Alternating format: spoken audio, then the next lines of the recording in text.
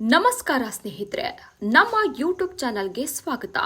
ನೀವು ದಿನಕ್ಕೆ ಕೇವಲ 50 ರೂಪಾಯಿ ಉಳಿಸಿದ್ರೆ ಭವಿಷ್ಯದಲ್ಲಿ ಲಕ್ಷಾಂತರ ರೂಪಾಯಿ ಹಣವನ್ನ ಪಡೆಯಬಹುದು ಎಂದರೆ ನಂಬ್ತೀರಾ? ಹೌದು ಸ್ನೇಹಿತರೆ, ಭಾರತದ ಅಂಚೆ ಕಚೇರಿ ಅಂದರೆ ಪೋಸ್ಟ್ ಆಫೀಸ್ನಲ್ಲಿ ಇರುವ ಒಂದು ಸುರಕ್ಷಿತ ಉಳಿತಾಯ ಯೋಜನೆಯ ಮೂಲಕ ನೀವು ಸಣ್ಣ ಮೊತ್ತದಿಂದಲೇ ದೊಡ್ಡ ಮೊತ್ತವನ್ನ ಸಂಗ್ರಹಿಸಬಹುದು. ಇಂದಿನ ಈ ವಿಡಿಯೋದಲ್ಲಿ ಪೋಸ್ಟ್ ಆಫೀಸ್ನ ಆರ್ಡಿ ಯೋಜನೆ ಬಗ್ಗೆ ಸಂಪೂರ್ಣ ಮಾಹಿತಿಯನ್ನ ತಿಳಿಸಿಕೊಡ್ತೇವೆ. ಯಾರು ಈ ಯೋಜನೆಗೆ ಅರ್ಜಿಯನ್ನ ಸಲ್ಲಿಸಬಹುದು, ಎಷ್ಟು ಹಣ ಹೂಡಿಕೆ ಮಾಡಬೇಕು, ಎಷ್ಟು ವರ್ಷಗಳ ಅವಧಿಗೆ ಇರುತ್ತದೆ, ಮೆಚುರಿಟಿ ಸಮಯದಲ್ಲಿ ಎಷ್ಟು ಹಣ ಸಿಗುತ್ತದೆ ಎಂಬ ಎಲ್ಲ ಮಾಹಿತಿಯನ್ನ ತುಂಬಾ ಸಿಂಪಲ್ ಆಗಿ ತಿಳಿಸಿಕೊಡ್ತೇನೆ. ಯಾರೆಲ್ಲ ನಮ್ಮ ಡಿಜಿಟಲ್ ಅಸ್ತ್ರ ಯೂಟ್ಯೂಬ್ ಚಾನಲ್ಗೆ ಸಬ್ಸ್ಕ್ರೈಬ್ ಮಾಡಿಲ್ವೋ ದಯವಿಟ್ಟು ಸಬ್ಸ್ಕ್ರೈಬ್ ಮಾಡಿ. ಅಲ್ಲದೆ ಈ ವಿಡಿಯೋವನ್ನ ಕೊನೆವರೆಗೂ ನೋಡಿ. ಪೋಸ್ಟ್ ಆಫೀಸ್ ಆರ್ಡಿ ಯೋಜನೆ ಎಂದರೇನು? ಸ್ನೇಹಿತರೆ, ಪೋಸ್ಟ್ ಆಫೀಸ್ ಆರ್ಡಿ ಒಂದು ಸಣ್ಣ ಉಳಿತಾಯ ಯೋಜನೆಯಾಗಿದೆ. ಈ ಯೋಜನೆಯಲ್ಲಿ ನೀವು ಪ್ರತಿ ತಿಂಗಳು ನಿಗದಿತ ಮೊತ್ತವನ್ನ ಠೇವಣಿ ಮಾಡಬೇಕು. 5 ವರ್ಷಗಳ ಅವಧಿ ಪೂರ್ಣಗೊಂಡ ನಂತರ ನೀವು ಹೂಡಿಕೆ ಮಾಡಿದ ಹಣದ ಜೊತೆಗೆ ಬಡ್ಡಿ ಸೇರಿ ಉತ್ತಮ ಮೊತ್ತವನ್ನ ಪಡೆಯಬಹುದು. ಬ್ಯಾಂಕ್ಗಳಿಗೆ ಹೋಲಿಸಿದರೆ ಪೋಸ್ಟ್ ಆಫೀಸ್ ಯೋಜನೆಗಳು ಸರ್ಕಾರದ ಭದ್ರತೆಯನ್ನ ಹೊಂದಿರುವುದರಿಂದ ಜನರು ಹೆಚ್ಚು ನಂಬಿಕೆ ಇಡುತ್ತಾರೆ. ದಿನಕ್ಕೆ ಕೇವಲ 50 ರೂಪಾಯಿ ಉಳಿಸಿದ್ರೆ ಎಷ್ಟು ಹಣ ಹೂಡಿಕೆ ಆಗುತ್ತದೆ? ಒಂದು ದಿನಕ್ಕೆ 50 ರೂಪಾಯಿ ಎಂದರೆ ತಿಂಗಳಿಗೆ ಸುಮಾರು 1500 ರೂಪಾಯಿ. ಅಂದರೆ ನೀವು ಆರ್ಡಿ ಖಾತೆಯಲ್ಲಿ ತಿಂಗಳಿಗೆ 1500 ರೂಪಾಯಿ ಜಮಾ ಮಾಡುತ್ತಾ ಹೋದರೆ 5 ವರ್ಷಗಳಲ್ಲಿ ಒಟ್ಟು 90,000 ಹೂಡಿಕೆ ಮಾಡುತ್ತೀರಾ. ಇದರ ಮೇಲೆ ಸರ್ಕಾರ ನಿಗದಿಪಡಿಸಿದ ಬಡ್ಡಿ ದರದ ಪ್ರಕಾರ ಹೆಚ್ಚುವರಿ ಬಡ್ಡಿಯೂ ದೊರೆಯುತ್ತದೆ. ಬಡ್ಡಿ ದರ ಎಷ್ಟು ಇದೆ? ಪ್ರಸ್ತುತ ಪೋಸ್ಟ್ ಆಫೀಸ್ ಆರ್ಡಿ ಯೋಜನೆಗೆ ಸರ್ಕಾರ ತ್ರೈಮಾಸಿಕವಾಗಿ ಬಡ್ಡಿ ದರವನ್ನು ನಿಗದಿಪಡಿಸುತ್ತದೆ. ಬಡ್ಡಿ ದರ ಕಾಲಕಾಲಕ್ಕೆ ಬದಲಾಗಬಹುದು. ಆದ್ದರಿಂದ ಖಾತೆ ತೆರೆಯುವ ಮೊದಲು ನಿಮ್ಮ ಹತ್ತಿರದ ಪೋಸ್ಟ್ ಆಫೀಸ್ನಲ್ಲಿ ಅಥವಾ ಅಧಿಕೃತ ವೆಬ್ಸೈಟ್ನಲ್ಲಿ ಪ್ರಸ್ತುತ ಬಡ್ಡಿ ದರವನ್ನು ಪರಿಶೀಲಿಸಿ. ಯಾರು ಈ ಒಂದು ಖಾತೆಯನ್ನ ತೆರೆಯಬಹುದು?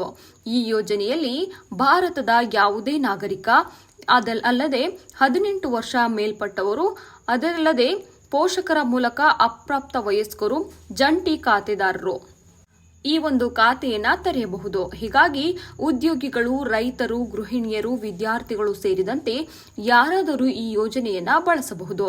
ಖಾತೆ ತೆರೆಯಲು ಬೇಕಾಗಿರುವಂತಹ ಪ್ರಮುಖ ದಾಖಲೆಗಳು ಏನು ಅನ್ನೋದನ್ನ ನೋಡೋದಾದ್ರೆ, ಪೋಸ್ಟ್ ಆಫೀಸ್ ಆರ್ಡಿ ಖಾತೆ ತೆರೆಯಲು ಸಾಮಾನ್ಯವಾಗಿ ಕೆಲವೊಂದು ದಾಖಲೆಗಳು ಬೇಕೇ ಬೇಕು. ಅದರಲ್ಲಿ ಮೊದಲನೇದಾಗಿ Aadhaar card, PAN card, mobile number, passport size photos ಮತ್ತೆ ವಿಳಾಸ ಬೇಕಾಗಿದೆ. ಹೀಗಾಗಿ ದಾಖಲೆಗಳೊಂದಿಗೆ ನಿಮ್ಮ ಒಂದು ಹತ್ತಿರದ ಪೋಸ್ಟ್ ಆಫೀಸ್ಗೆ ಭೇಟಿ ನೀಡಿ ನೀವೊಂದು ಆರ್ಡಿ ಖಾತೆಯನ್ನ ತೆರೆಯುವ ಮೂಲಕ ಹಣವನ್ನ ಭದ್ರಪಡಿಸಬಹುದು. ಆರ್ಡಿ ಯೋಜನೆಯ ಪ್ರಮುಖ ಉದ್ದೇಶ ಏನು ಅನ್ನೋದನ್ನ ನೋಡೋದಾದ್ರೆ, ಈ ಒಂದು ಹಣಕ್ಕೆ ಸುರಕ್ಷಿತವಾದಂತಹ ಹೂಡಿಕೆ ಇರುತ್ತೆ. ಇದು ಕೇಂದ್ರ ಸರ್ಕಾರದ ಬೆಂಬಲ ಹೊಂದಿರುವ ಯೋಜನೆಗಳಾಗಿರೋದ್ರಿಂದ ಹಣ ಸುರಕ್ಷಿತವಾಗಿರುತ್ತೆ. ಇನ್ನು ಸಣ್ಣ ಮೊತ್ತದಿಂದ ಆರಂಭಿಸುವಂತಹ ಒಂದು ಯೋಜನೆ. ತಿಂಗಳಿಗೆ ಕಡಿಮೆ ಮೊತ್ತದಿಂದಲೇ ಉಳಿತಾಯ ಆರಂಭಿಸಬಹುದು. ಶಿಸ್ತುಬದ್ಧ ಉಳಿತಾಯವಾಗಿದೆ. ಪ್ರತಿ ತಿಂಗಳು ಹಣ ಉಳಿಸುವ ಅಭ್ಯಾಸ ಬೆಳೆಯುತ್ತದೆ. ಅಲ್ಲದೆ ಸಾಲ ಸೌಲಭ್ಯ. ಕೆಲವು ಷರತ್ತುಗಳಡಿ ಆರ್ಡಿ ಖಾತೆಯ ಮೇಲೆ ಸಾಲ ಪಡೆಯುವ ಅವಕಾಶವೂ ಸಹ ನಿಮಗೆ ಇರುತ್ತದೆ. ಗ್ರಾಮೀಣ ಜನರಿಗೆ ಇದು ತುಂಬಾ ಅನುಕೂಲ. ಹತ್ತಿರದ ಪೋಸ್ಟ್ ಆಫೀಸ್ನಲ್ಲಿ ಸುಲಭವಾಗಿ ಖಾತೆಯನ್ನ ತೆರೆಯಬಹುದು. ಇನ್ನು ಯಾರಿಗೆ ಈ ಒಂದು ಯೋಜನೆ ಹೆಚ್ಚು ಉಪಯುಕ್ತ ಅಂದ್ರೆ, ಸ್ನೇಹಿತರೆ, ಈ ಯೋಜನೆ ವಿಶೇಷವಾಗಿ ಗೃಹಿಣಿಯರಿಗೆ, ರೈತರಿಗೆ, ಸಣ್ಣ ಉದ್ಯೋಗಿಗಳಿಗೆ, ಖಾಸಗಿ ಉದ್ಯೋಗಿಗಳಿಗೆ, ಮಕ್ಕಳ ಶಿಕ್ಷಣಕ್ಕಾಗಿ ಹಣವನ್ನ ಸಂಗ್ರಹಿಸುವವರಿಗೆ, ಭವಿಷ್ಯದ ಖರ್ಚುಗಳಿಗೆ ಹಣ ಉಳಿಸಲು ಬಯಸುವವರಿಗೆ ಈ ಒಂದು ಯೋಜನೆ ತುಂಬಾ ಉಪಯುಕ್ತವಾಗಿದೆ. ಇನ್ನು ಖಾತೆಯನ್ನ ಹೇಗೆ ತೆರೆಯಬೇಕು ಅಂದ್ರೆ, ನೀವು ಹತ್ತಿರದ ಪೋಸ್ಟ್ ಆಫೀಸ್ಗೆ ಭೇಟಿ ನೀಡಿ, ಆರ್ಡಿ ಅರ್ಜಿ ನಮೂನೆಯನ್ನು ಪಡೆಯಿರಿ, ಅಗತ್ಯ ದಾಖಲೆಗಳನ್ನು ಸಲ್ಲಿಸಿ, ಮೊದಲ ತಿಂಗಳ ಠೇವಣಿ ಪಾವತಿಸಿ. ಖಾತೆ ತೆರೆಯುವ ಪ್ರಕ್ರಿಯೆ ಪೂರ್ಣಗೊಳ್ಳುತ್ತದೆ. ಕೆಲವು ಪ್ರದೇಶಗಳಲ್ಲಿ ಆನ್ಲೈನ್ ಸೇವೆಗಳು ಸಹ ಲಭ್ಯವಾಗಿರಬಹುದು. ಸ್ನೇಹಿತರೆ, ಯಾವುದೇ ಹೂಡಿಕೆ ಮಾಡುವ ಮೊದಲು ಬಡ್ಡಿ ದರ, ನಿಯಮಗಳು ಹಾಗೂ ಷರತ್ತುಗಳನ್ನು ಅಧಿಕೃತವಾಗಿ ಪರಿಶೀಲಿಸಿ. ನಿಮ್ಮ ಆದಾಯಕ್ಕೆ ಅನುಗುಣವಾಗಿ ನೀವು ಹೂಡಿಕೆಯನ್ನ ಮಾಡಬಹುದಾಗಿದೆ.